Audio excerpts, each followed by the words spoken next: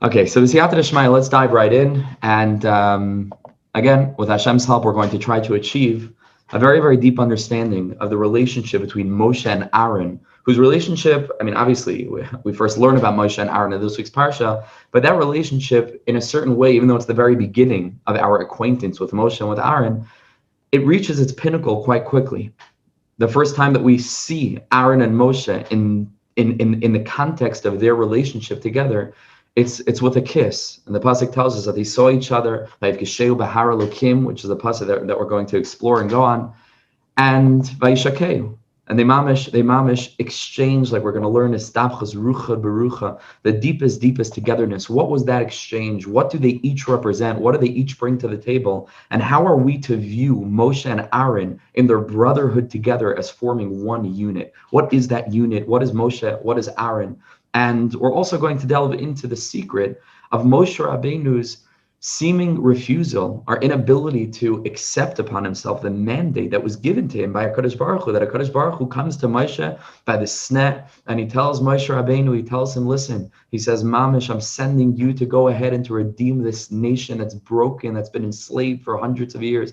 Mamish, it's time to bring them out and to take them out. And Moshe Rabbeinu comes up with all sorts of the first time, and then he comes back and the second time, again and again and again, saying to HaKadosh Baruch Hu, I'm not the man for the job. Why did Moshe feel that he was not able to go ahead and to be the medium and the channel to bring Geula, revelation and redemption to Am Yisrael enslaved in Mitzrayim, and how, in addition to the simple level of HaKadosh Baruch Hu appointing Aaron to be Moshe's spokesman, because Moshe Rabbeinu's claim was that I'm a kvad peh, I'm not even able to speak. How do you want me to stand in front of a king, in front of the Melech Mitzrayim, and to try to appeal on behalf of this brokenhearted and enslaved nation if I can't even talk? And so HaKadosh Baruch Hu says, okay, Aaron will be your spokesman. But what's the deeper reality? What was it that Moshe had a problem with, and what is it that Aaron is able now to go ahead and to fix and to complete that inyan?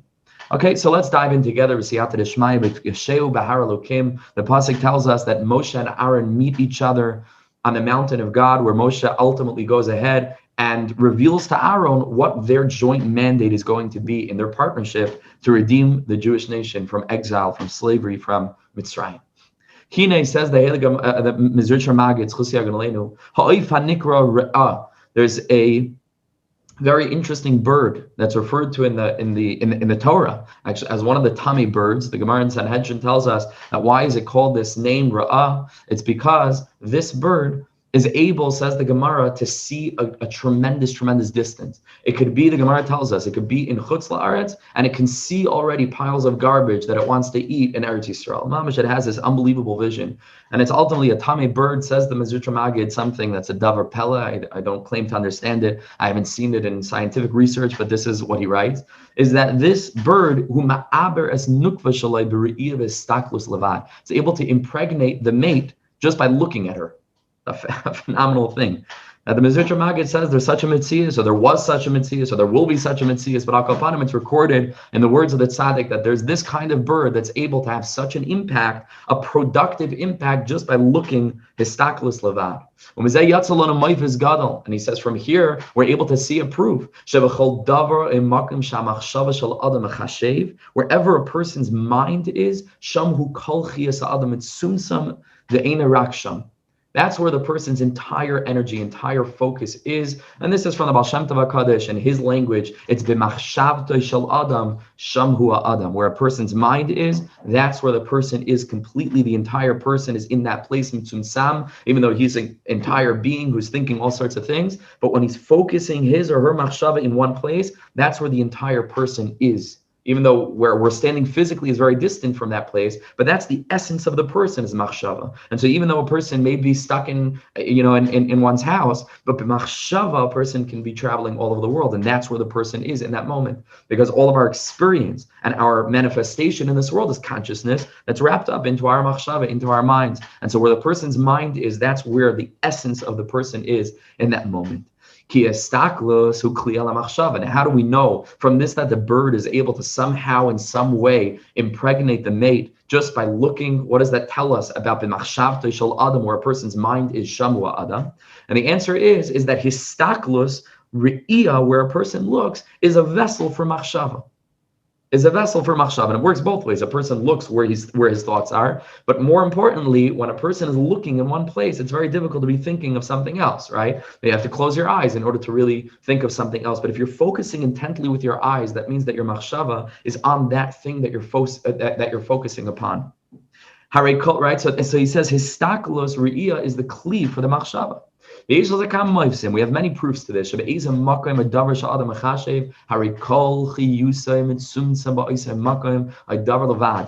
where the person is. That's where the entire energy, the entire focus of that person's soul is going to be, in that place that we're thinking of.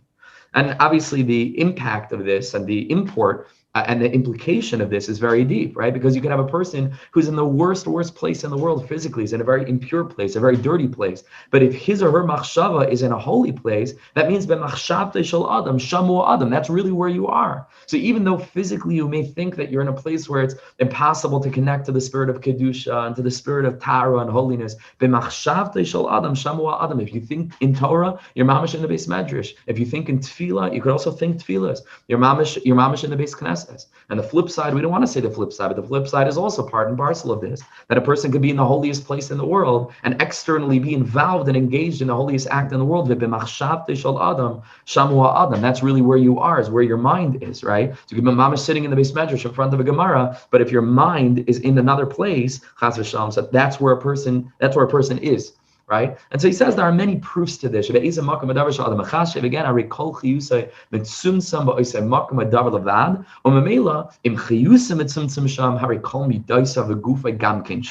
if the person's mind is there, then the mind is the source for all of that person's emotions, for all of that person's feelings, for all of the other aspects that go into making this person this manifestation of a human being in this world. And so if my mind is in that place, what does that tell you about my emotions? They're also there. And if my emotions are also there, what's the body without the emotions and without the mind, without the leiv, without the moach? It's nothing, right? And so therefore, if my mind is in some place and my emotions are there also, my body's there also. Even though physically you may see me sitting over here, the truth is my machshava is mamish somewhere completely different, right? And a chizek for all of those that are in Chutz La'aretz, yearning to be in Eretz Yisrael, mamish, every day that goes on, I'm sure I see some of the chaver Jesse. It's a gavalt, right? It's such a yearning, such a longing to be back in Eretz Yisrael. But b'machshavta, and I've told you this personally, Jess, right? B'machshavta shel adam, shamu adam. That's where a person's mind is. That's where a person is. The emotions are there. Memela, the guf is also there.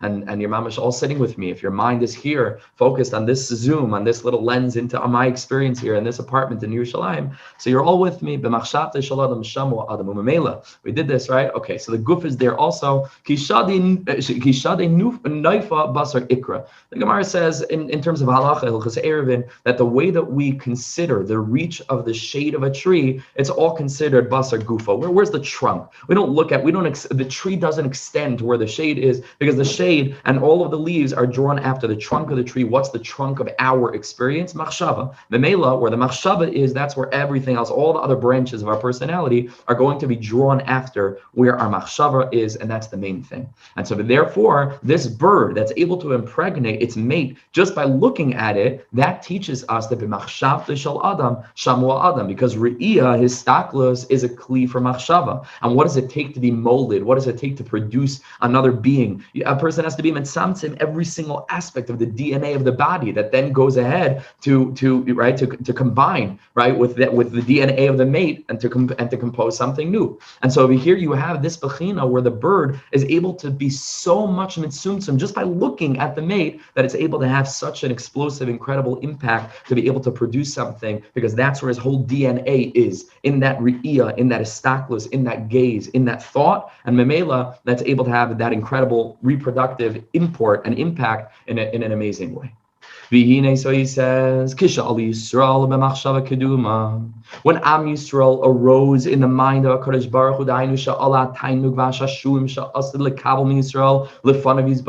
that even before we were created, like the Bnei Saskar's Marich and many tzaddikim, even before the world was created, before there was such a thing as people, forget about Am Yisrael. The only reason that Hashem created the world is because He was thinking about you and me. Mamish, you and me sitting here now in 2021. HaKadosh Baruch Hu had us in mind and had such pleasure from what's happening here in this Kiddush Hashem, of being able to have Jews from all over the world setting aside time to learn the words of the tzaddikim, to get into the parsha together, B'siyata D'Shmaya, to think about Hashem. Hashem had such nachas ruach from this, such tainug, that triggered, in a crazy paradoxical way, that triggered the creation of the world. In a crazy way. That tainug, that pleasure that's associated with keser, which is the ratzon of HaKadosh Baruch Hu, is the tainug of Am Yisrael serving him, that was going to happen in a futuristic time. But Hashem looked into the future and Mamela created them now, which of course is a paradox. Because if you didn't create them now, you wouldn't have them in the future giving you pleasure, v'chule. But this is all a malam and azman. We have no asaga. That's why keser is ayin. It's nothingness. It's completely concealed and hidden. We have no asaga on what that means, right? That HaKadosh Baruch Hu had that tainug, that pleasure from us, what that means. But al kol panim, we see this, that HaKadosh Baruch Hu had this pleasure from us.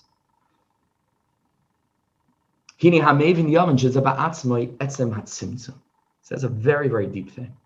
He says the person that really understands the implication of this concept, that HaKadosh Baruch Hu had pleasure from us, the future version of us, that was going to go ahead and do his will and bring him tainug, pleasure, that experience is bound up with the concept of tzimtzum, with the concept of constriction, with the concept of sort of, so to speak, concealing HaKadosh Baruch Hu's godliness to the point that something else could exist in the experience of an other existence that I do not consider myself to be subsumed into godliness. I have an identity. You all have your identities. This is all because there's a tzimtzum, because there's a mighty curtain, a mighty concealment that isn't just a physical concealment, blocking God, so to speak, out of the natural world so that we perceive it as just being olam kimen haganoyeg without perceiving HaKadosh Baruch Hu. But it's a theological barrier in the sense that this enables us to experience our own freedom of choice, to choose to act outside of the Ratzon Hashem. That's what tzimtzum is. Bechira is tzimtzum. The sod of Bechira is the sod of tzimtzum. That's why in the same svarim that you find, for example, in Rabbi Nachman, that says such lashonos about it's impossible to understand that tzimtzum, this is the biggest wonder of all, how Hashem can make it such a thing, conceal himself to the point that we could be conscious beings, that we don't see ourselves as being God. We don't see ourselves as living in a reality of ein od malvado. It's a pella, total pella. In the same svarim, in Likutei Halachos more, but in the same svarim, you find them use the same lashonos about Bechira. Because the sod of Bechira, my ability, or my perceived, or the illusion of my ability to act in a way that goes against the Ratzon Hashem, is itself the sod of tzimtzum, that HaKadosh Baruch Hu limited, so to speak, his revelation to give us space to exist in our own independent identity. And that's a pella. We can't understand how that works. If everything is ein od malvado, how does that work? That I have Bechira, that I exist in my own independent identity when all I am and all that's speaking from my mouth is a chelek elokam mimal, is a spark of God. How does that work? How does Bechira work? It's an unbelievable thing. It's a pella, a total paradox, a wonder. Says the Maggid of Mezeritch, this tzimtzum that HaKadosh Baruch Hu concealed himself to allow for there to be a world, to allow for us to make choices, to allow for us to even choose sometimes to go against Ratzon Hashem for the purpose of schar and onesh, for the purpose of HaKadosh Baruch Hu giving us schar, v'chule, everything else, dir b'tachtonim, all of that good stuff that all of us are familiar with. So HaKadosh Baruch Hu, in an amazing way, does this tzimtzum process. Says the Maggid, you know what that tzimtzum process is? It's bound up with the tainug that HaKadosh Baruch Hu was going to get from us in the future after the world would be created, that triggered the creative process. Why? Because what did we say before about histaklus? What did we say before about looking at something? That b'machshavtei shel adam sham hu ha'adam. That when a person thinks about something, when a person looks at something, but the looking at the thing is a vessel for the machshava, right? That's invested into that re'iyah. So that's where the person is completely, kol kulo, absolutely. He says that HaKadosh Baruch Hu in the beginning of time, before creation, looked into the future at one aspect and element of creation throughout history from a perspective of Lamalam and Azman, but it was still specific. He didn't look at all of humankind and have such a pleasure from all of the inventions of all the nations of the world that he created the world. No. He was mitzamtzim. He looked only at Am Yisrael. And if where the thought of a person is, that's where the person is. And if in the looking of a person, that's where the thought of the person is, which memela means that that's where the person is, must mean that in the same moment that a Kadosh Baruch Hu looks at us and has such a tremendous outpouring of love for us and such pride in us, in this futuristic sort of experience of giving him pleasure, even though we're going to learn in a minute, that seems to be a chesed experience, right? That seems to be a tremendous outpouring of love. He loved us so much, he had to create us, right? But there's also din there. There's also din, because tzimtzum is din. Because limiting oneself to one specific person or to one specific place is absolutely din. That's not chesed. Chesed is hispashtus. Chesed is a mabel, a flood. Chesed is complete negation of anything else and just a takeover, endless hashpa, shefa. But tzimtzum is din. But tainug is chesed. How do we reconcile these two things? It's a very deep concept, right? Because we're learning now that what was the tainug of Hashem that brought about and arose and awoken within him, kibiyachol, such a pleasure and such a love for us, that in and of itself was an expression of din, because that enabled, so to speak, for the world to be created in a matziv where there was going to be particularities, where there was going to be, we're coming up to Adar, where there was going to be a bechina of a goyrel, where we can choose one over another, and that's in a realm of din. This that HaKadosh Baruch Hu chooses to look at Am Yisrael and not to look at anything else in creation and create the world itself enabled for the world to exist. Because in that moment, HaKadosh Baruch Hu is looking, so to speak, at one place, which means his machshava is in one place, which means that he, so to speak, becomes rendered into the realm of multiplicity, that there could be one place and not another place. And that aspect of godliness and that manifestation is the tzimtzum that enables the world to become created. It's the deepest thing. I'm not sure if I'm expressing it so clearly. It's mamash a very, very deep thing, because it turns out that how did we always learn this, right? We always learn this on a simple level. HaKadosh Baruch Hu had pleasure from us in the future, and because of that, he created the world. But it's far deeper than that. It's in this very act of HaKadosh Baruch Hu looking into the future to focus on Am Yisrael, that itself was the premise for the creation of the world. Not that he loved us so much, so therefore separately, point B, he created the world. That itself was the creation of the world. And the paradox there is that there's both a bechina of chesed, unbelievable chesed, love for Am Yisrael, desire to be mashpia, but at the same point, it's din. At the same point, it's tzimtzum. That's a remarkable thing. Can I get some head nods if I'm b'chlal, like coming across somewhat clear? Yeah? Should we say it one more time, or? Yeah, we're good to go? Okay, so there's a lot to accomplish here. There's a lot to cover, but it's deep. It's really deep. I might say I really haven't processed this yet. I was thinking about it the whole day. Slowly but surely, I'm getting it a little bit more, but there's a lot of depth here. It's very important. Okay, so let's go a little bit further.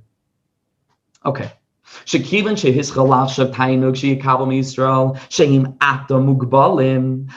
the master of the world at this time, which is Lamalam Nazman, before creation. So what does that mean at this time? But a Kodesh Baruch Hu, so to speak, in that moment, which is beyond all, or beyond the concept of moments, HaKadosh Baruch Hu focuses in on Am Yisrael, that in this futuristic state, in a place of Lamalam and Azman, that he's able to look into the future, Am Yisrael exists in a place of limit and a realm of din, where the whole creation within which Am Yisrael exists, again in that futuristic sense, was all created with the HaElokim. That the whole entire creation is founded on the concept of limit and din, and all of nature is Shem Elokim. HaElokim is gematria. Our Elokim is gematria HaTeva, because that's what nature is. The sun rises not whenever it wants, but at a specific time, and the moon comes out at a specific time, and there's the whole Inyan is the bechina of din. So when Hashem looked at Am Yisrael, having been in that futuristic sense already in a world that was mugbal, it was that histaklus that created the world. Right? Sheyesh lem gvul. V'chol makom shamachshava shamachiyas. Gam came in tzimtzum. We already said, right? Wherever a person's thought is, that's where the person is. Memela, if HaKadosh Baruch Hu thought of us before the world was created, how we would exist in a state of limit, Memela, that means that his machshava at that time, which is lamalam hazman, so the whole thing is very difficult to talk about, was mitzuntzam and mugbal with us, and therefore that was the tzimtzum that created the world. paradox, a paradoxical thing. It's very difficult to grasp. V'chein al derech mashal kan. Same thing here. When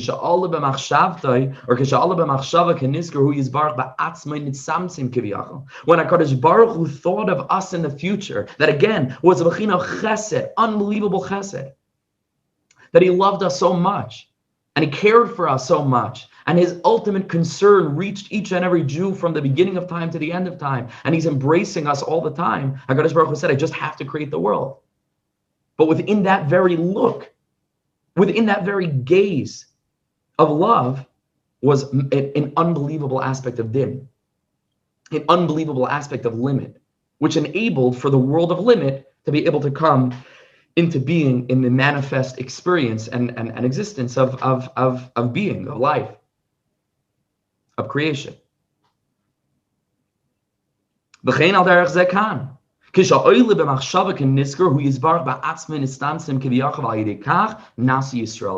how Am Yisrael were created.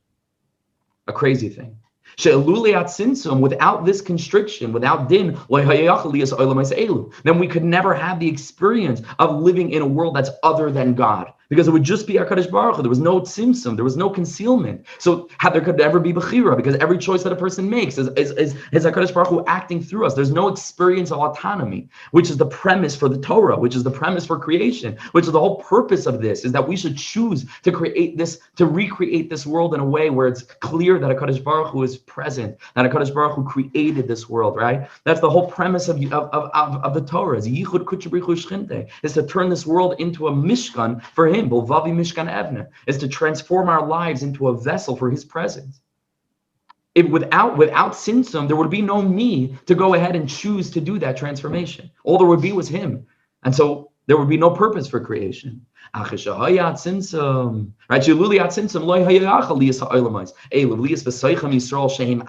Yisrael would never have come into existence. Therefore, in this moment of this gaze of love into the future that was not yet created, but somehow already existed, that's what created that creation that was already created, but hadn't yet existed. Which, of course, we're talking in a place of Lamalam and Azman, so it's very difficult to comprehend. But the bottom line that comes out of this is that we see over here that in the realm of what we're going to call Achdus, above this world of multiplicity and disparity and separateness, Din and Chesed are boim ka'achas. They come as one. They are not stira to each other. It's train rein the lamasparsh. And the very act of chesed is itself the act of din that enables that act of chesed to come to realization and manifestation. Once HaKadosh Baruch Hu makes the tzimtzum, that He manifests His godliness to express the capacity for lack within the infinite being, Memela, then the world is able to exist. And then there's able to be bechira, and then we're able to make choices, and then we're able to be mekayim the Torah, and we're able to be sur meirah, v'asei tov, and we could choose to stay away from certain things and to connect ourselves to certain things, etc., etc., etc. Very deep, very, very deep. So here he asks the question: Hagam shelochayre nira shemash Yisrael ala b'machshavas hu midas ava v'chesed v'tainuk she'avam. It would appear that this look, that this gaze, that HaKadosh Baruch Hu looked into the future to see Am Yisrael serving Him, and at such a tainug, such an arousal of love that He wanted to create the world, that would appear to be a tremendous midas ha'ava. Umachmas avasam, and it was because of His love that Baruch HaElokim that He created the worlds. Bavat simsum v'b'chiras din. Now, how do we understand that? That simsum is din that enables the world to come into being. So how does that work? That the very thing that is expressive of the greatest midah of ava is itself manifesting in a midah of din. Hine be'emes, he says, this is the truth. This is the true parish of the pasuk that says, ava dechekes habasar. Love pushes away flesh. A lot of different meanings of this. Ava dechekes habasar. What does this mean? He says, shemachmas ava l'davar. You know what it means? Ava dechekes habasar. It means that when a person loves someone so much, or a person loves something so much, or a place so much, the love that you have is possibly the strongest feeling of all of the feelings that you'll ever have, but certainly the strongest feeling of love that you have for anything else. All of us like certain people, all of us like certain things, but hopefully we all have one person, right, in our lives. There are certain people in our lives that it's kenachal shotef, right? We adore this person. We adore this place. Some people have a favorite place. It's a beautiful thing, right? Where we feel a shorish. I love being in that place. I remember we lived in Chicago, to sit by the water over there, by the lake. That's my place. Every person has a favorite place where they like to sit, or a favorite person. That experience of love is unbelievably powerful. It's unbelievably wrapped up into this aspect of hispashtos, of unbelievable power and strength, and a flow of this emotion. But at the same time, there's never been a bigger tzimtzum. There's never been a bigger limit than two friends sitting next to each other, focused intently on the conversation, to the point that even if 10 people are calling my name, I'm so focused on this conversation that I can't even break away. That the world is dead to me in this moment. They have songs like this, right? It's dead in the moment that a couple is sitting together, dating. It's they don't remember what happened, what's going on in the hotel when they're sitting in this lounge. They're focused on each other, mamish. It's the biggest symptom. It's the biggest ava, but it's the biggest symptom. And that's what it means, ava de chekes habasar. When there's love in such a way, all of the basar, all of the other flesh, all of the other aspects of the world of multiplicity is pushed away. That it's machmas ava l'davar mitsamtzing rak atzmoi, rak la'oisoi davar. It's just me, it's just her, or it's just this friend, or it's just this place. In this moment, it's a big tzimtzum. This is what the HaElokim Baal Shem Tov HaKadosh Chus Yagan Aleinu Ma'akal Yisrael said on the pasuk in, where's this pasuk? Akayanim Alavim. It's in Nach. I'm forgetting right now. Maybe Zechariah. I don't know, but the pasuk says V'Kohanim Halavim. It makes a reference to the Kohanim that are from Shevet Levi. Interesting lashon. Usually the Kohanim are Lechud, even though the Kohanim come from Shevet Levi, but the Kohanim are Kohanim and the Levim are Levim. Over here we have a pasuk, HaKohanim HaLevim. Well, what's this sort of connection between the Kohanim and the Levim? Says the HaElokim Baal Shem Tov, Shekol Shefa Haba Ki Bebeis Bechinas. Dahainu Ava V'Tzimtzum. Any Shefa, any experience of life, of real life, not something unhealthy, but something so beautiful, something that you have a heritage in your heart that it was worth the whole creation of the world for this moment, that it's just mushlam. It's the way it's supposed to be. I don't feel like I'm in exile. What does exile mean? Exile means that all of the pieces of the chessboard are there, but it's not set up properly. Exile is everything is in the wrong place, right? That's toyu babayu, is galus. I'm not where I'm supposed to be. I'm out of my place, but we have moments of redemption. We have moments when we can perceive this moment to be an infinite moment. Something's happening here that's just it's so right. It just feels right. Anytime we have such a moment, it's going to be in two aspects, ava and simsim. These two things always have to go together. Both aspects have to be present in order to create the bechina of tiferes, right? Which is ava and chesed brought together. This aspect of splendor, of balance, of shlemus. There's got to be ava and there's got to be tzimtzum. Chessed and Gevurah. Says the HaElokim Baal Shem, that's pshat on the pasuk. V'Kohanim Halavim. Kohanim are an aspect of chesed. The Kohanim are unbelievable, bringing us up to the master of the world with such mechila, slicha, kapara. The Kohen Gadol goes into the Kodesh HaKodashim and he achieves mechila for all of Am Yisrael. Kapara, the Kohen is unbelievable chesed. Leviim is din. Zimra is din. Zimra is an unbelievable constriction. You can't have a person create the most unbelievably wondrous melody because he loves music so much by sitting there and pressing down all the keys on the keyboard at once. Even though that might be indicative of the love that he feels for music, he wants to hear all the notes, he wants to hear all the octaves, he wants to hear all the instruments, just all systems go. It's very nice, but ultimately we're not going to be able to hear the love that you have for music unless it's tempered, right, with the bechina of din, and that's what music is. Music is the bechina of Leviim who were in charge of the shira, and that was their place in the Beis Hamikdash, in addition to guarding the gates and other tasks that the Leviim had. But this aspect of the shira in the Beis Hamikdash is a bechina of din, because shira means, zimra means that I'm choosing this and not that. That in this moment, under the framework of time, I'm choosing to play these notes and not all the other notes in order for the melody to be able to brought into being. So Leviim and Zimra is a bechina of Gevurah. The Kohanim is the bechina of Chesed.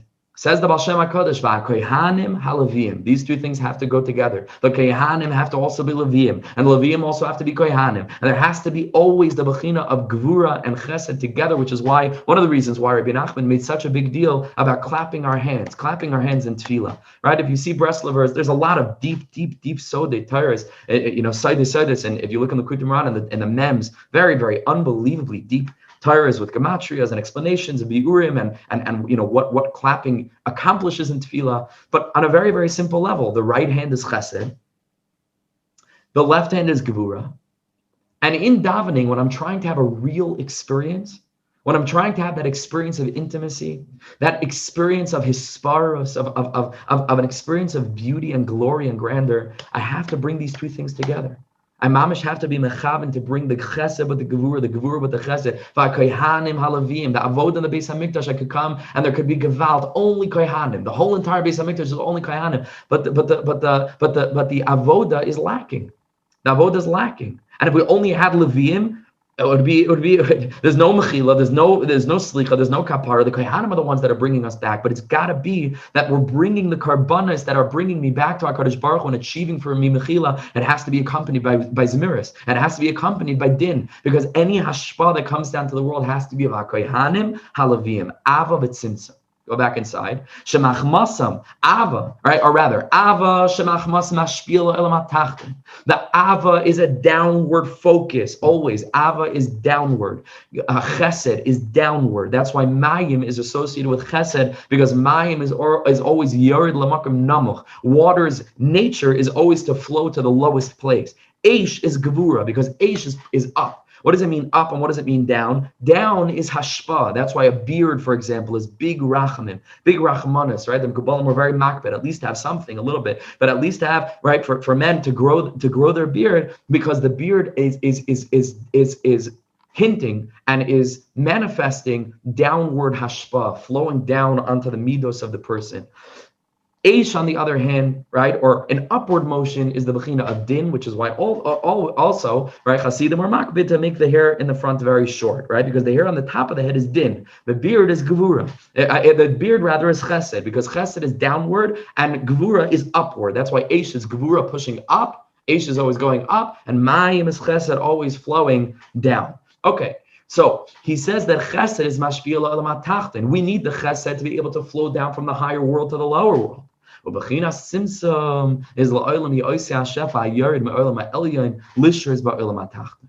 We need the bechina of tzimtzum to take that shefa and to enable it to settle within our world, to enable the vessels to be prepared, so that when I go ahead and I take this drink that I have on the table that I need to drink, I have a cup to pour it into. If I only had the drink and I had no cup, it would be, I can't drink. If I only had a cup and I didn't have water, I also have nothing to drink. Understand? Everything, hashpa, needs to be these two things together. V'chein, and that's how it was, but tzimtzum harisham, which we're referring to, the initial, original tzimtzum of bechinas ava, or bechinas tzimtzum akol b'pam echad b'li pirid klal. These two things were together without any separation. Unlike in our experience, where the mashal that I just gave, where I want a drink of water, the water is alone, and the cup is alone. These are two separate entities. I even bought them at two different stores. They don't intrinsically come at the same time. But then I put them together, and then they're able to function together as one. Masha'in came, the tzimtzum harishon that we're speaking about was the very act. It was that the water was a cup itself, and the cup was itself the water. You understand? It was the ava and the yira were going together as one. This bechina of chesed and gevurah was the histaklus, was unbelievable chesed because of the tainuk that HaKadosh Baruch Hu was having, but at the same time, it itself was the tzimtzum. There was no separation between these two things whatsoever. And that's a big chiddush. That's not what we experience in this world. Yes, in this world, we also always need to have a mix between chesed and gevurah, absolutely. But in the upper world, it's the chesed gevurah mix, but they come not just together. They are one. It's not the two things pressed together. They are aligned. It's the very act of ava that is an act of din. And it's a very act of din that's an act of chesed together. And we're going to learn a lot about that now. Okay, so let's try to finish up, or let's try to bring it home. Hakol b'pam achad b'li period klal sha'ava sha'av es Yisrael hu ba'atzmai hatzimtzum. And again, there's a lot of depth here. We could go into this for a long time. It's food for thought. We have to chew over these concepts. This is not like a nice idea you hear and it's cute and it's a good vart you'll say over your Shabbos table. Please don't say this over. You'll it'll take far too long. But this nekuda of being able to really think and allow this idea to percolate, to really think about it, because it's very, very deep. Sha'ava, that it was the love that Hashem loved us, that was the din that enabled the world to come into being so that he could love us. It's an unbelievable thing. Like we said, this is how the worlds were created. Without this going on, HaKadosh Baruch Hu would never have been able to create the world in the first place.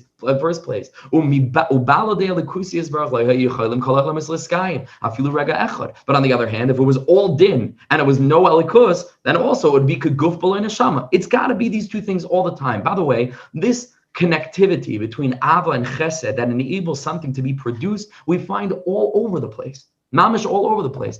Neshama and guf is also Chesed and Gevurah, is Eish and Mayim.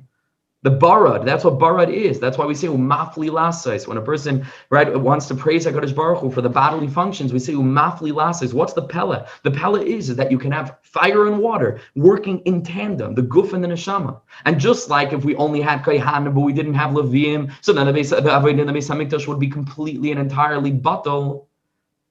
That's how it is with the body and the soul. If we only had a body, which is all the bechina of gevura, without any chiyas, without any ava that's bringing the body to life, it would be nothing. But on the other hand, the opposite is also true. If we only had kohanim, if we only had the neshama, we didn't have the guf, it couldn't work. But in this world, these two things are separate and they come together to work in tandem. But in HaKadosh Baruch Hu's realm, so to speak, in that place of the spiritual realm, everything is one. They come together as one. When HaKadosh Baruch Hu is mitzamtzim himself to manifest his capacity for lack within his infinity, within his endless godliness, then the world is able to be created. Okay, so here, Mamash, we're getting into it, and here we're bringing it back into parshas Shemos and the relationship between Moshe and Ahron b'siyata d'shmaya. And I want to thank each and every one of you, Mamash, for taking the time to learn with me. And I say it all the time, but I really mean it. I'm really, really grateful for this experience. And it means so much to me that you're willing to take the time. And I like I said in the beginning, I really didn't have so much clarity coming in to this piece. And my only ability to understand it is because we're all in this together and because we're all working on it. And we have the siyata d'shmaya, each and every one of you. So it really means a great deal to me. And I really appreciate it. Okay, so let's jump into it. V'hine b'Mitzrayim nezgala l'kusi yizbarach k'moy shahaya b'chidush ha'olam k'noida. In Mitzrayim, the same gilui of Keser Elyon of HaKadosh Baruch Hu's ratzon to create the world was reactivated. And that's why the name with which HaKadosh Baruch Hu reveals himself to Am Yisrael is the name Ekya Asher Ekya. We don't have time to get into it now. We'll discuss, Be'ez Hashem, we'll have many, many years to learn together with Siyata D'Shmaya. But Ekya is the name associated with the sphere of Keser. Each sphera, each godly midah, so to speak, each trait through which HaKadosh Baruch Hu reveals his absolute oneness is associated with one of the Shemos. We've discussed this in the past. The sphere of Chesed is associated with the Shem Kel. The sphere of Gevurah is associated with the Shem HaElokim. Tiferes is Yudke Vavke. And Netzach and Hoyd is Kel is Tzvakos and Hashem Tzvakos. And Yesod is Shakai and Malchus is Adni Bechule. But the sphere of Keser is the name Ekya. When HaKadosh Baruch Hu says to Moshe Rabbeinu, when Moshe asked, "What should I tell the people? Who sent me?" Ekya Shlachani. It's Ekya that sent you. What does it mean? Why did HaKadosh Baruch Hu say Kel Shakai Shlachani, right? He used that name because that name is a specific midah. That midah is the midah of Keser. Keser is the midah that we're referring to when we say that HaKadosh Baruch Hu looked into the future to create the world, to receive the impetus, to receive the Isirusa de Lasata, the awakening from below to create the world. That was activated by Yetzias Mitzrayim. Why? Why couldn't HaKadosh Baruch Hu have brought Am Yisrael out of Mitzrayim with a different midah? Not with this midah futuristic looking. Why? And the answer is that why did HaKadosh Baruch Hu need to look into the future to create the world in the beginning? And the answer is because there was nothing to give him that Esirusa Lasata in the present moment, right? In that pre-creation stage, because there was nothing to trigger that godliness to go ahead and create. He had to look into the future. Guess what? It's the same exact thing by Yetzias Mitzrayim. Because about Yetzias Mitzrayim, Chazal tell us, Halalu Evdei Avodah Zarah, V'Halalu Evdei Avodah Zarah. Am Yisrael had no zechusim. They were on the same level as the Mitzrayim. The Malachim couldn't understand, why are you saving this one and not saving that one? HaKadosh Baruch Hu needed to look into the future to find the zchus to save Am Yisrael in the moment, much in the same way that HaKadosh Baruch Hu created the world in the beginning before there was Am Yisrael, only through looking into the future and finding the future zchusim that would enable him then paradoxically to create the world in the first place. So Yetzias Mitzrayim is also with the bechina of Ekya, just like the creation of the world. By the way, parenthetically, the Bnei Yissaschar says this is pshat that we ask HaKadosh Baruch Hu, Ashiveinu Hashem Elecha v'Nashuva Chadesh Yameinu Kikedem. What's the simple understanding of this pasuk?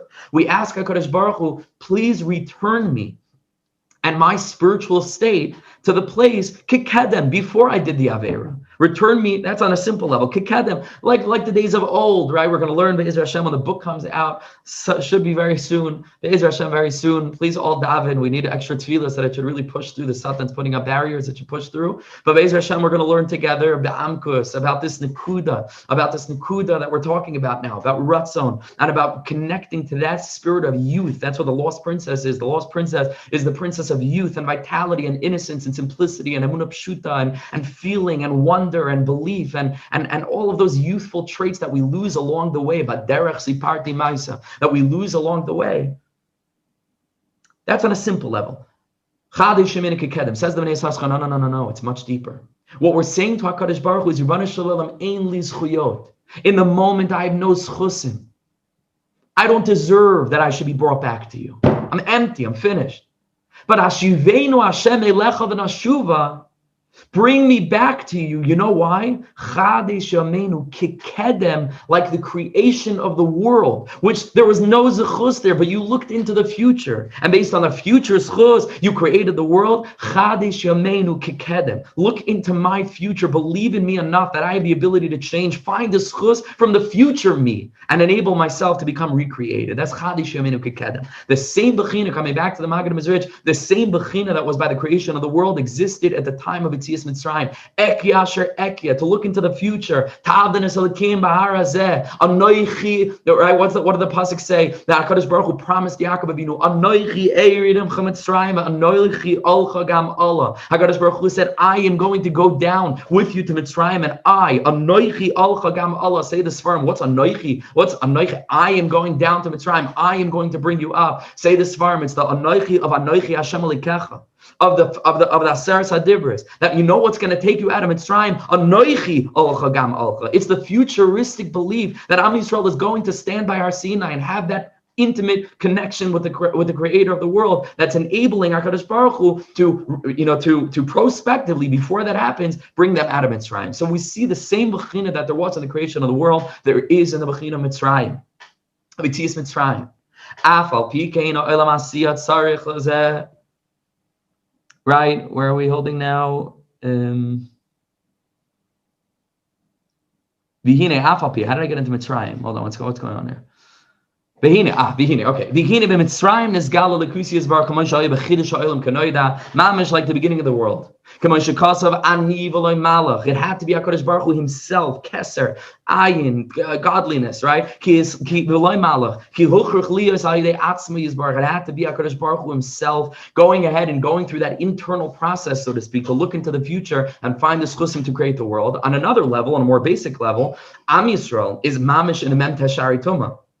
Mamish in the lowest pit, on the lowest, darkest spiritual level. So what kind of light do you need to shine into the lowest pit? You need a little, your phone's flashlight is not going to work. You need mamish a floodlight, right? You need a tremendously powerful light that's able to reach all the way down into the depth of the darkness. Memela, if Am Yisrael are on the lowest level, the light that they need needs to be the light of Keser. Needs to be the highest madrega, which is, by the way, why HaKadosh Baruch Hu waited until the end of time to reveal the light of Chasidus, which is preparing us for the Torah of Mashiach, because we're in the lowest lowest place, and we need the highest Torahs. We need access to the deepest secrets of Torah in order to bring us to life. That's mamish it. Because we're in the place of the bar. We're in the place of Mem Tes, of Nun Aleph, of Nun Tes, of very, very, very distant and dark and dismal levels of spirituality. And so we need that light of Chassidus. We need that light of Pnimis HaTorah. We need that light of the neshama of Yiddishkeit to be able to shine all the way down into this place where we are. So that's also another reason why it had to be this Bechina of Hashem himself.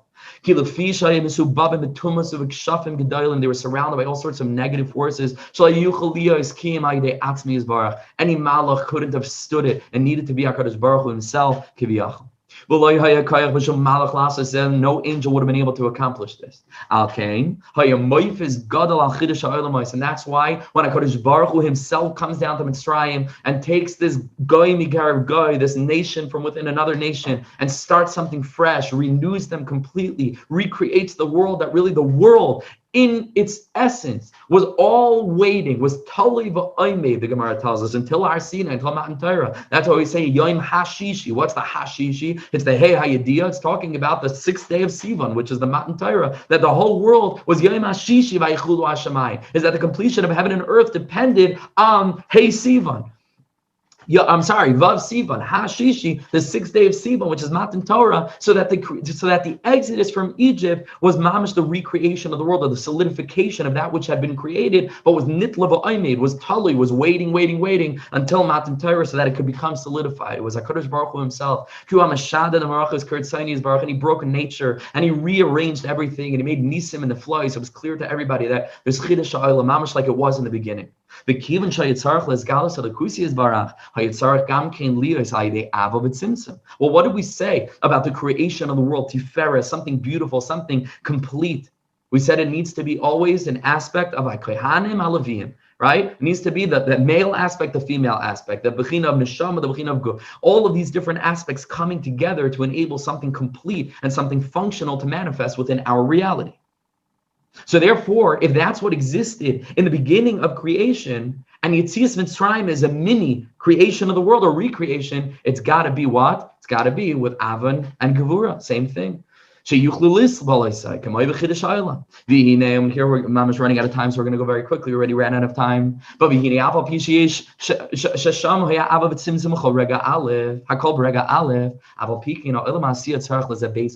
said that there's a fundamental distinction between the Ava and Yira, between the Chessed and Gevurah, between the Tzimtzum and Espashtus of the creation of the world and the Tzimtzum and Espashtus of our world. Because before the creation of the world, the Ava and the Yira, the Bechina of the Or, of the light, and the Kli are boim ka'achas. They come as one. In our world, it has to be the water is separate and the cup is separate. It's got to be two separate things. And the Yetzias Mitzrayim was a bechina of what? Was a bechina of this world. It's after the world is already created. So there's got to be Ava and Yira. There's got to be Chesed and Gevurah. But it has to be Beis Kalim. This time we need 2 Kalim. Kikeinu derech ha'olam, shema sheba olam ha'elinu achtas pashut, kamaya machshava, what in a loftier spiritual world is one, when it comes down into the olam ha'asiyah, it becomes many. And he gives a mashal. He says, "Kamay machshava, mamish, like a person's thought." In my mind, the thoughts that I'm saying, that I'm articulating, that I'm speaking about, these ideas that I'm expressing are one. They're all completely nichlal into one thought, into axiomatic principles that are flowing from a very deep place, but that's ultimately unified within my mind. But think about how much else has to be happening in order to communicate that to you.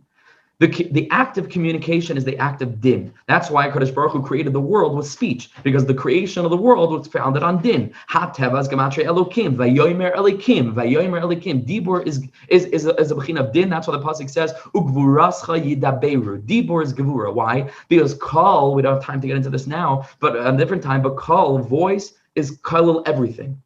When a person says, ah, that voice could be made into any word in any language. It's completely all-inclusive. Dibur is mitzumtzam. Dibur is mitzamtzem. When a person says the word dibur, that kol, that all-inclusive voice, can no longer be made into any word because it's been chopped up. That's why the Hey Moitzois Hapeh are connected to the 5 letters of Elokim. It's called Hey Dinim, Hey Gevuras. These bechinas are connected to the 5 different areas of the mouth through which letters are produced. That's all bechina din. My hands need to be moving. They don't need to be. For me, they need to be. I can't talk if my hands aren't moving, you might have noticed, right? But hands need to be moving, right? All of these other aspects, which are bechina din, need to be in place in order for this aspect of thought, which is machshava, which is echad, to express itself. So he says, we see hafrada who mitzara kelim. The aspect of the spashtos is always what? Is always achdus, is always bound up, including everything. All of the movements of my mouth that are enabling the thought to become expressed through my kol and my dibur are nichlul in the machshava itself. It comes along. Understand? My mind and my dibur are not 2 separate things. It's the same mind that's producing the thought, that's going to be expressed, that's controlling the clay hadibur to bring that into expression. The higher level always includes the lower level, always. All lower levels are already included in the higher levels until you get to HaKadosh Baruch Hu, who's Hakol Yachol, the Koilulam Yachad. We refer to him, right, in Yom Kippur davening, the Koilulam Yachad, because he's the highest, so he's the most inclusive, and it's all included in the Ein Sof. But the lower down you go, the more things come into multiplicity, and that's the Bechina of Din, the Kalim, that are bringing the R into existence. Right? So he says, the machshava is in my heart, or it's in my mind, and alone. But the kol v'dibur, kol itself, as inclusive as it is not as inclusive as machshava. Machshava is sasam. Machshava is wrapped up into the letter yud of yud kei vav kei. It's the shorish. It's the little bubbling spring, as it is in the place, the fountain before the stream, which is bina, carries that sphere of chachma, the machshava, that's sasam in the yud into the hey, and then from the hey to the vav, and the vav down to the hey of malchus. It's just it's the source. It's the essence. It's the nekudah. And kol and dibur, yishlakama kelim nefradim, hein kanfei rea. There's the lungs that get involved to produce the voice and the breath that I need to take in. All the different aspects that go into the process of speech, which we shouldn't take for granted. And I try not to. Is an unbelievable thing. The fact that I'm able to speak to you is a pella. It's a miracle, total nace. We get used to it. We talk all the time, right? It's an ace. So, but all of these different aspects that are in this process is din. Right? To take my memory, or when I go to actually do what I'm talking about, and when I'm talking about what I thought about, so then it becomes more and more period, because Maisa is lower down than Dibur. And Dibur is lower down than Machshava. The Machshava includes the Dibur and the Maisa. Dibur includes the Maisa, but the Maisa is the most mufrad. The Maisa is unbelievably in a place of Makom and in a place of Zman. Maisa is very, very in the aspect of Din, the aspect of disparity and multiplicity. So he says, however, and with this will come to an end. Thank you for sticking with me. I promise it'll be worth it. He says that tzaddik, even when he's living in this world of tachton, this world of multiplicity, this world where the water is in its own bottle and the cup is in its own place, and I'm taking the water and pouring it into the cup, he sees elikus. He sees the olam ha'elyon.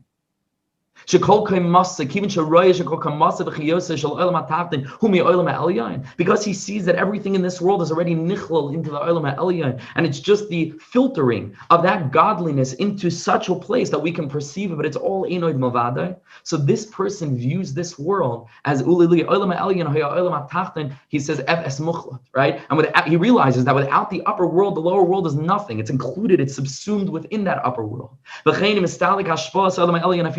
He realizes that if that machshava, so to speak, God's mind, right, before it comes down into the dibur and the maisa of actually creating the world as it exists, but if that would leave, if that would be removed, it would be that the whole world would disappear. The whole world would it wouldn't even disappear, it would just not be anymore. Ephes muchla, not only the world, all of existence, because it would be then subsumed back within a HaKadosh Baruch Hu's Ein Sof. So it turns out that we're far more connected to the spiritual world than we like to think about. Right? So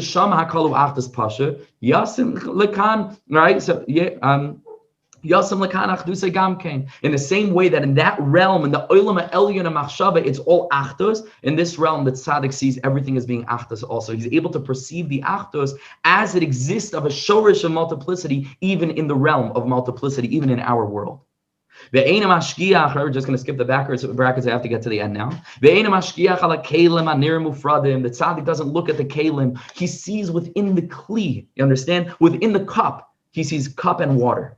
Within the water, he sees water and cup, because he's already connected to the Olam Elyon before it comes down. It's a mashal, right, for everything. He sees a guf, he sees a guf and a neshama. He sees a neshama and a guf, because he's looking at the shirish of everything as it exists, and the Olam Elyon, which is hakol yachal v'koil yachad, brings them all together.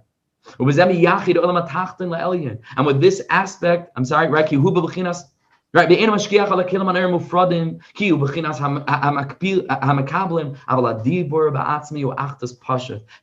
at the dibur with which HaKadosh Baruch Hu created the world that included everything. And this is the Tzaddik's whole avodah, is to unify the lower world and the upper world, is to turn this world into a vessel for that achdus of Elokus, to look for peace, to look for oneness, to find Hashem's yichud within the multiplicity of this world, and to see His presence wherever He looks, and the good things and the bad things, and the past and the future, in this place and another place. It's all achdus, all einoid milvada. HaKadosh Baruch Hu is carrying me the whole time, mamish the whole time. Sheshama kol achdus pashat. That's the Indian of the tzaddik, and this will come in for an end. Listen to this. It's a pella hafle, mamish hafle of a fella. It would be enough without the remez of seeing how we can read this into psukim. It would be enough to think about for 1,000 years. It's the deepest piece of Torah in the world, right? But look how he puts it into the psukim. It's unbelievable. It's mamish unbelievable. The Zesha Nichta B'Torah Sirav Moshe Rabbeinu Olav Shalom Leilech Lohitz B'nei Yisrael Mitzrayim Loy Al Magen. So the Torah didn't come to tell us as like a cautionary nakuda, like, hey, Moshe made a mistake and Moshe Rabbeinu didn't do what he was supposed to do. He got punished for this, by the way. Lama Hari Oisel Lama Zev Lama Zeh Shlachtani. It wasn't so simple. Kadosh Baruch Hu wasn't so happy with him, right? In parshas Ve'era, right? It wasn't so simple. But the Torah came to teach us something so deep. The Torah tried to come and teach us and tell us something so beautiful that Moshe Rabbeinu did, because why didn't he want to go? Listen to this. Moshe Rabbeinu's essence was the Midah of Ava. Why was his name Moshe? We learned this also in the beginning of the parasha. Moshe is brought out from Mayim. What did we say about Mayim? Mayim is always flowing downward. What's downward is Bechina of Chesed, as opposed to Eish that's going upward, is the beard that flows downward.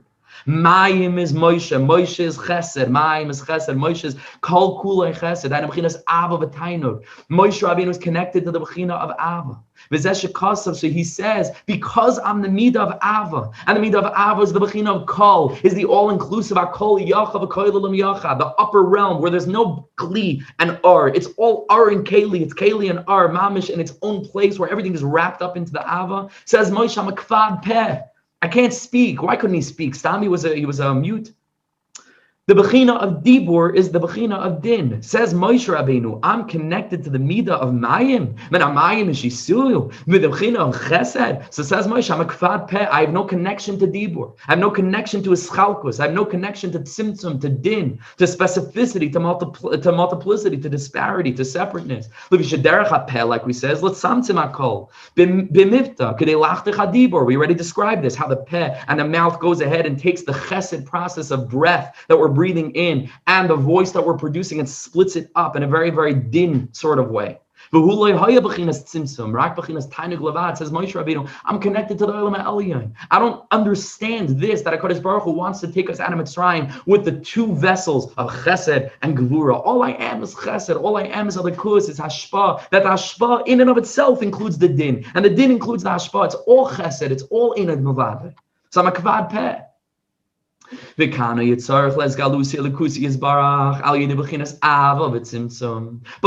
this was taking place in the Olam Asiyah, it had to be both. It had to be Ava and it had to be Yira. It had to be Chesed and it had to be Gevurah.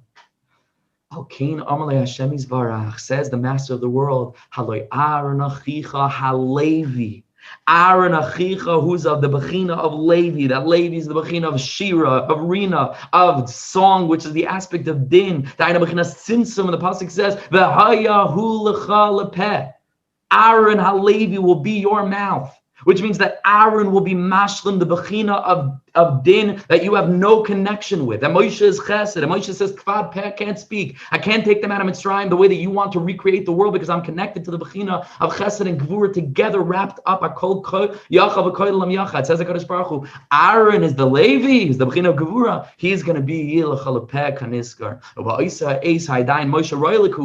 Aaron the Leviah. At that time, it wasn't simply that Aaron HaKoyin came from Levi. We learned that really Moshe was supposed to be the Kohen, and Aaron was supposed to be the Levi, but Moshe was punished either because of Lama Riyaisar, because he didn't want to go and redeem Am Yisrael in one source, or because of the Maisa with the Maisa with hitting the rock. But Al Kapanim, he lost that, and it went to Aaron instead. But at this stage, Aaron is Mamish the Levi. Aaron is, even though he was a Kohen, but Aaron in this stage is the Bechina of Levi clapping. Moshe is the Bechina of Kohen, the Bechina of Chesed. V'zehu, and here we come to the end. Why did they meet on the mountain of God? What does this mean? They met on God's mountain. Aaron and Moshe. Now we understand what's Moshe. Now we understand what's Aaron. What does it mean that they get together? Where are they getting together? Har hu Ava. The word Har is the Bechina of Ava, of Chesed. How do we know? Because Avram Avinu ka Avram shenikre Har. Because Avram Avinu is connected to the concept of Har. He's the one that called Har Abayis, Har Habayis. Avram kari Har, Yitzchak kari Sada, Yaakov kari Bayis. Avram is the Bechina of Har. As a Harim, what does Chazal say? Al tikar Harim ala Harim. It's talking about the Aves, specifically Avram Avinu. The Avram Avinu is Av Hamoin Goyim, is the Av, right? Is connected to the Bechina of Har. HaElokim is Bechinas Din. And HaElokim is the Midah of Din. It's Gematria HaTeva, is the Levi. And so where do Aaron and Moshe meet? That Moshe is the Bechina of Chesed and Aaron is the Bechina of Din, that together they're going to bring about the Geula from Mitzrayim, the recreation of the world under Zman and Makom. In the Olam Asiyah, they got to meet the Har Elokim, because Har is Chesed and Elokim is Gevurah. And that's where these two brothers, Aaron and Moshe and Aaron, Chesed and Gevurah, Din and unbelievable Espashtus, the Bechina of Or and Keli, need to meet on the Har Elokim. When they get to this place of Har Elokim, it's Moshe and Aaron together, and then they're able to kiss, which the Zohar Kodesh says is Izdapkusa Rucha Barucha, is an exchange of spirit, bringing them back into the Olam Elyon that existed before the creation of the world, in the Bechina of Keser, where it was the Tzimtzum that was itself the Ava, where it was the Ava that was itself the Tzimtzum. In this moment of these two brothers kissing, Moshe and Aaron, Mamish standing on the Har Elokim, was a recreation of that initial creative Tzimtzum that HaKadosh Baruch Hu brought into the world through this aspect of his futuristic look on Am Yisrael, with a spashus of love, but with such a tzimtzum. This is Moshe Aaron Dainu Shenasu Shneim Achtos Pashut, that in that moment it all became one, and they brought all of creation back into the upper realm, which included everything else. Baruch Hashem L'Olam Amin Va'amin. What a privilege to be able to learn Torah like this. It's just unbelievable. I mean, the heart can't express what a privilege and an honor it is to learn Torah like this on this level. The Giluyim of the Maggid, I mean, every word is so deep. It's so deep, and we have to give this to our children. We cannot deprive them. There's something happening. It's spiritual abuse. There's no other word for it. We're depriving our children of their mamish, their inheritance that's being given to them, mamish gifted to them. We have to let them know. We have to deliver the Torah in so deep a way, on so deep a level. This Yata Shmas. I want to thank each and every one of you for joining. I apologize for going over time.